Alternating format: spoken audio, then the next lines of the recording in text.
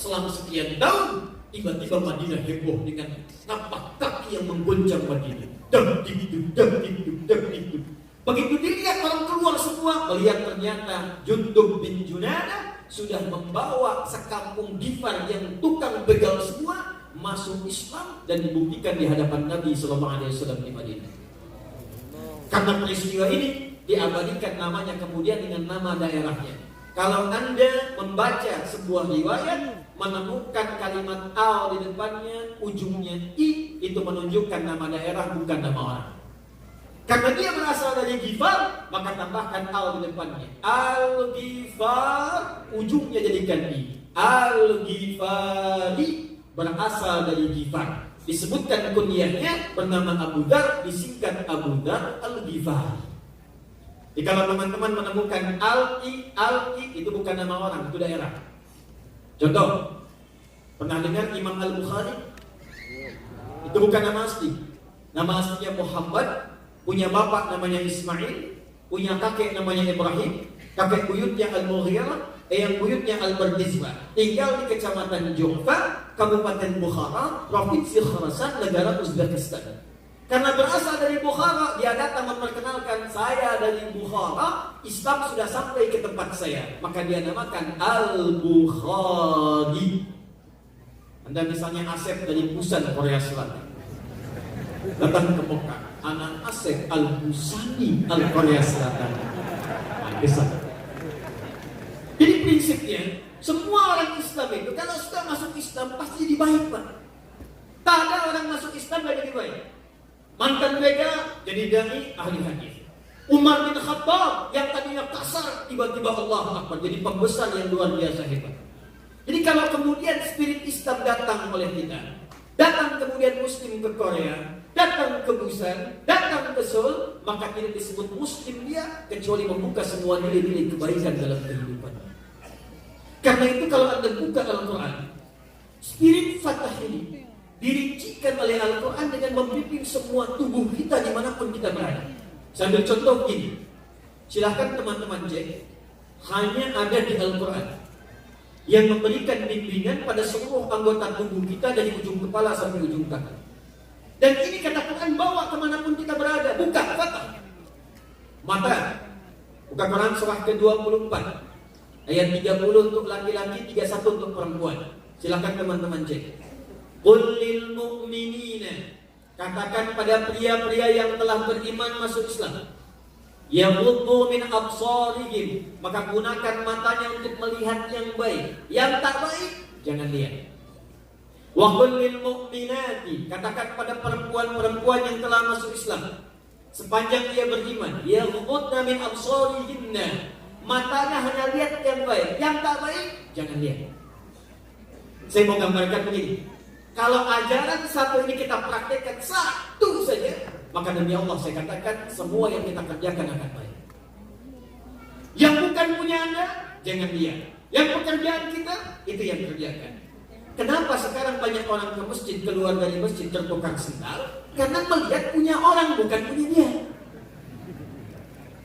Kenapa sekarang banyak orang melakukan tindakan maksiat? Coba Anda cek. Hampir setiap hari kalau kita buka berita, apa yang kita baca? Kalau bukan pembunuhan, bukan penculikan, bukan tindakan teror, bukan perbuatan-perbuatan buruk, hampir kecil minim sekali perbuatan baik yang muncul di berita saya. Kenapa? Karena tontonan-tontonan yang nampak itu yang dilihat pada hal yang buruk. Sekarang sinetron yang kecil-kecil saja sudah mengajarkan keburukan, kata-kata yang kasar, adegan-adegan yang tidak baik. Karena sering yang dilihat yang tidak baik, maka berubahlah kemudian jadi perilaku dalam kehidupan. Kata Nabi, orang Islam yang baik maka matanya hanya akan diarahkan untuk menatap yang baik. Silakan teman-teman cek. Turun ke mulut, Quran surah ke-49 ayat 11 sampai dengan ayat 12. Ya ayyuhalladzina amanu, hai orang-orang yang telah masuk Islam, kemanapun engkau beraktivitas, dimanapun engkau tinggal, la yasra qaum min qaum, gunakan lisanmu untuk berkata yang baik, jangan gunakan lisanmu untuk memprovokasi dan saling berselisih satu dengan yang lain. Kalau spirit ini kita bawa dalam kehidupan saja teman-teman sekalian, apakah Anda yang di pusat, Anda yang di Seoul, ada yang di dalam negeri, ada yang di luar negeri. Praktekkan ayat lisan, maka demi Allah saya katakan akan terjadi cinta dalam kehidupan. Silakan perhatikan kalimat Nabi. Kata Nabi, orang Islam dimanapun berada pasti kata-katanya baik. Man kana yu'minu billahi wal yawmil akhir falyaqul khairan aw liyasmut. Siapa yang merasa beriman pada Allah dan hari akhir, cukup katakan yang baik, kalau tak mampu dia diam. Cuma dua. Katakan yang baik, tak bisa diam. Ini kata Nabi, kalau tak bisa berkata yang baik, diam. Jadi kalau ada orang Islam masuk Islam, dia beriman kepada Allah, tapi masih senang berkata yang kurang baik, maka ada yang bermasalah dengan keislamannya. Terus, pelan-pelan, turun sampai ke kaki. Buka Quran surah ke-31 ayat 18, paling kiri sebelah bawah di mushaf. Nanti kalau ada waktu saya ajarkan sedikit bagaimana menghafal Quran dengan cepat. Saya tunjukkan dalam 5 menit Anda bisa hafal Quran 5 ayat dengan nomornya, posisinya, halamannya. Nanti di ujung ya, sebelum kita tutup. Mau? Siap insyaallah? Tapi kita amalkan dulu yang berikut ini. Perhatikan kalimatnya. Wala tamshi fil ardi maraha. Orang Islam yang baik itu dia berjalan dimanapun, dia melangkah kemanapun, dia pergi kemanapun, mau ke luar negeri, mau di dalam negeri, mau di kota, mau ke desa, maka dia akan berjalan dengan penuh kebaikan dan tidak pernah sombong dalam kehidupan. Itu yang kita butuhkan sekarang. Orang Islam kata-katanya baik, orang Islam pandangannya baik, orang Islam berjalan ke tempat yang baik, orang Islam pekerjaannya baik. Sekarang yang kita butuhkan dalam hidup, di mana praktek Quran yang jadi bimbingan dengan semangat Fatah. Kenapa sekarang ditemukan ada orang Islam senang mencela? Kenapa sekarang ditemukan ada orang yang mengaku Muslim tapi kakinya melangkah dengan cara yang tidak baik? Ini menunjukkan ada semangat keislaman yang belum dipraktekkan dalam kehidupannya. Satu. Jadi kita katakan sekarang, kalau ada orang yang mengajak untuk teror, tembak ini, bunuh ini, bunuh ini, demi Allah saya katakan, saya pastikan itu pasti bukan ajaran Islam yang sesungguhnya. Bapak Ibu sekalian, teman-teman, dulu waktu kejadian bom di Jalan Tamrin di Indonesia, meledak di sana, saya sedang di Lampung. Pertanyaan pertama dari jemaah, Ustaz, apakah bom di Jalan Tamrin itu termasuk jihad fisabilillah? Saya bilang, Pak, sependek pengetahuan saya, jihad fisabilillah itu jihad di jalan Allah, bukan di Jalan Tamrin. Kaidahnya beda. Jadi mustahil orang Islam lekat dengan kekerasan, itu mustahil. Sekarang kalau tiba-tiba muncul bom panci, bom kulkas, bom open, ada yang pakai pisau, ada yang pakai macam-macam. Demi Allah saya katakan semua itu mustahil muncul dari ajaran Islam yang benar, dan dengan izin Allah Subhanahu wa taala tidak akan muncul di Korea ini, khususnya komunitas muslim Indonesia. Sepakat insyaallah? Alhamdulillah. Satu. Jadi kemanapun kita berada, bawa spirit Fatah, bawa spirit membuka semua kebaikan, dan dengan ridha Allah akan diturunkan keberkahan di tempat kita tinggal. Silahkan teman-teman cek, umat Islam itu dimanapun dia berpijak, sepanjang membawa prinsip ini, maka keberkahan diturunkan ke tempat itu.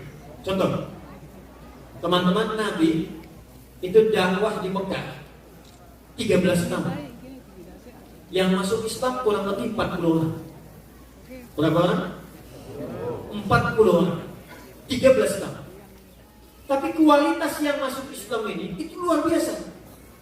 Ada Utsman, ada Abu Bakar, ada Umar bin Khattab, ada Sayyidah Khadijah dengan sahabat-sahabat yang lain. Yang muda ada Ali bin Abi Thalib, yang anak kecil ada Ibnu Abbas, ada Ibnu Umar. 40 orang yang masuk Islam dalam 13 tahun.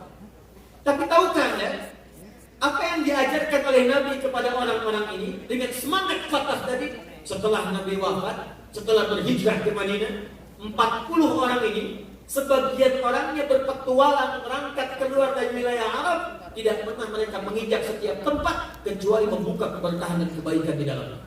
Contoh, Amr bin As jalan-jalan Pak, ekspedisi ke Afrika Utara, berangkat dari Mesir ke Libya, ke Tunisia, ke Aljazair, kemudian terus Maroko, nyebrang sampai berhenti di Damaskus, Syam, di Syria.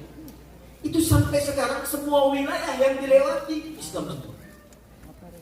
Mesir Islam, Libya Islam, Tunisia Islam, Aljazair Islam, Maroko Islam, sampai ke Syam, apa namanya? Ukhuwah adalah mempersaudarakan satu dengan yang lain. Maaf, silakan teman-teman cek. Nabi datang ketika sampai di Yathrib itu satu di antara nama anak keturunan Nabi Nuh alaihissalam. Karena dia yang pertama datang ke wilayah itu, maka daerahnya disebut dengan daerah Yathrib. Nabi saat datang ke Yathrib, kotanya sangat tertinggal, ekonominya sangat jauh tertinggal. Orang-orangnya banyak yang ribut. Aus dengan Khazraj itu sudah 600 tahun tak pernah akur. Ekonomi tertinggal, kriminalitas tinggi. Datang Nabi membawa semangat Al-Fatah. Yang pertama dikerjakan oleh beliau, Allahu Akbar. Beliau kumpulkan orang hijrah dengan orang yang tinggal dengan dua komunitas yang sangat luar biasa. Satu, sesama orang-orang Muslim beliau persaudarakan. Yang tinggal di Madinah beliau beri nama dengan Ansar. Yang tinggal datang dari Mekah ke Madinah diberi nama dengan Muhajirin. Maka Nabi persaudarakan Ansar dengan Muhajirin, Muslim satu dengan Muslim yang lainnya. Tak banyak orang tahu apa yang terjadi pada saat itu. Bapak Ibu sekalian, kenapa disebut dengan Ansar?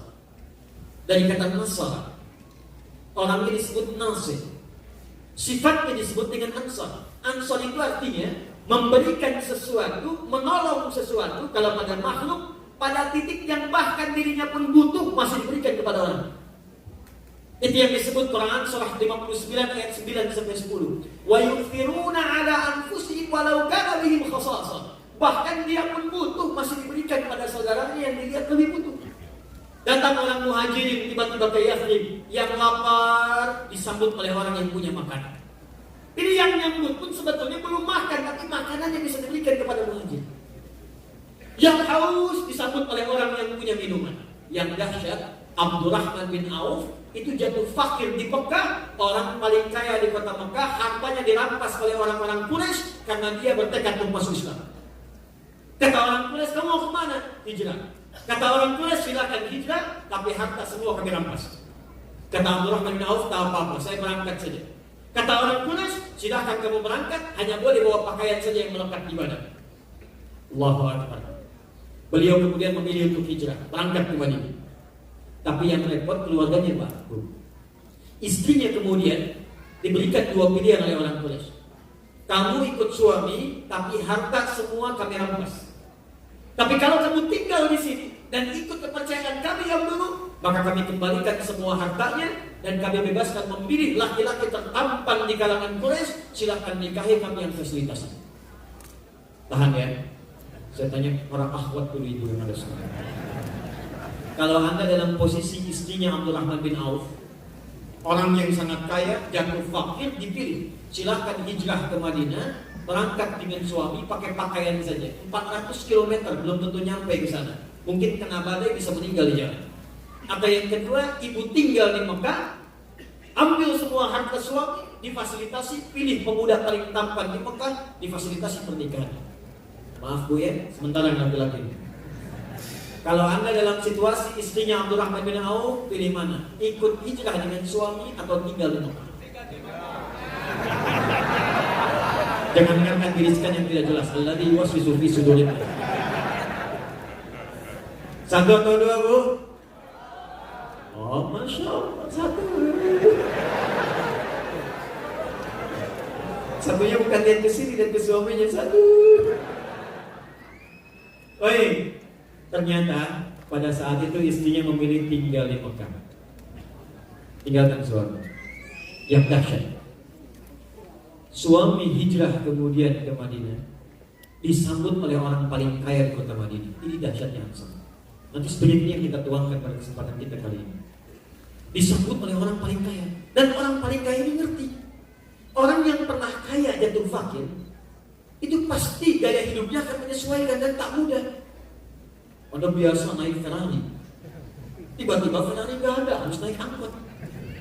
Kan gaya Ferrari dengan angkot beda. Keluar Ferrari begini, keluar angkot mundur, sedangkan dulu kan lain. Makanya di rumus fisika ada perbandingan namanya begini, F1 sama dengan F2, gaya gerak sama dengan gaya dorong. Ya, bunyi pukul sedikit keluar bunyi sedikit, pukul kencang keluar bunyi kencang. F1 sama dengan F2. Kekayaan banyak, F2 effort yang keluar begitu tinggi. Kayak sedikit, gayanya rendah. Tapi persamaan di hukum Pascalnya, hukum tekanannya F berbanding lurus dengan P. Gaya berbanding lurus dengan tekanan. Semakin banyak gaya, semakin tertekan hidupnya. Jadi kalau orang kaya, gayanya banyak, tekanannya tinggi. Begitu kekayaan nggak ada, gaya masih bertahan. Kan orang sekarang handsome nggak penting, yang penting handphone. Begitu handphone nggak ada, stres dia. Banyak orang pilih yang penting pulsa ada, makanan nggak ada masalah.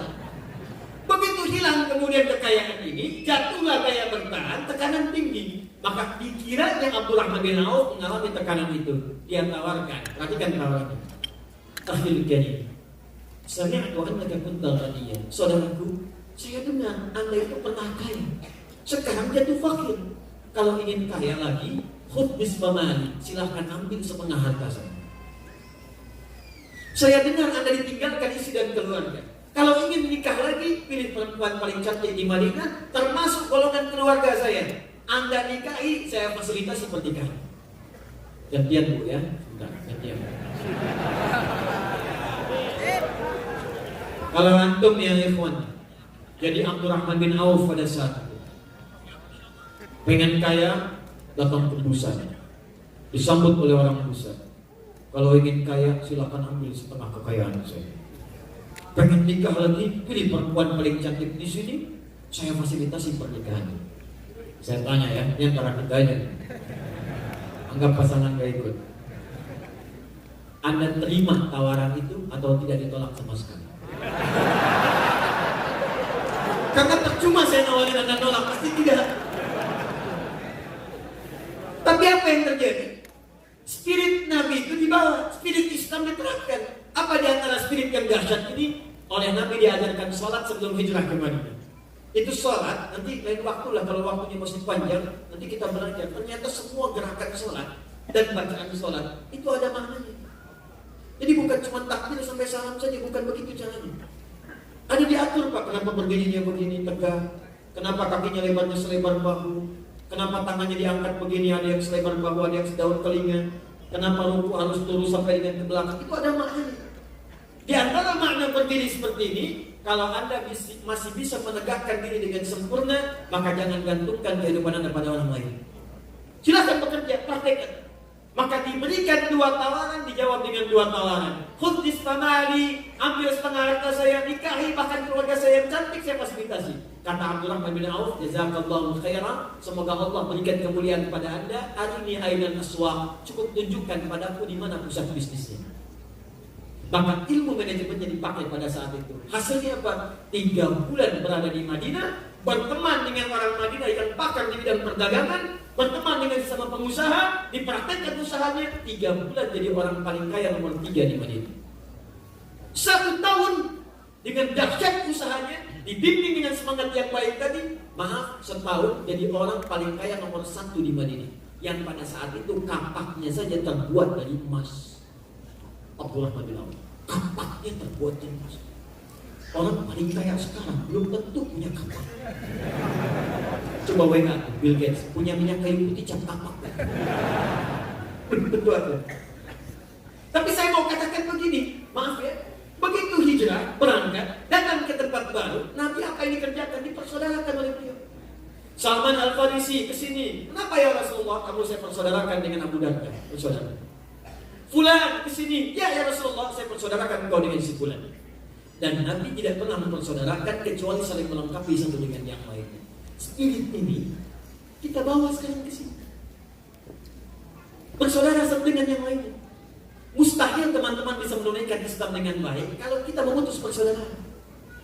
Mustahil kita bisa merajut negeri dengan baik kalau kita saling bertengkar satu dengan yang lainnya. Karena itu tunjukkan, berikan inspirasi pada dunia. Termasuk tunjukkan kekompakan komunitas Islam di Korea ini pada teman-teman yang bahkan ada di tanah air. Ketika sebagian orang saling bertengkar, kita di sini kemudian menyatukan saf, bersinergi dan membangun persaudaraan yang baik. Siap insyaallah? Itu poinnya. Jadi maaf ini, saya itu Allah berikan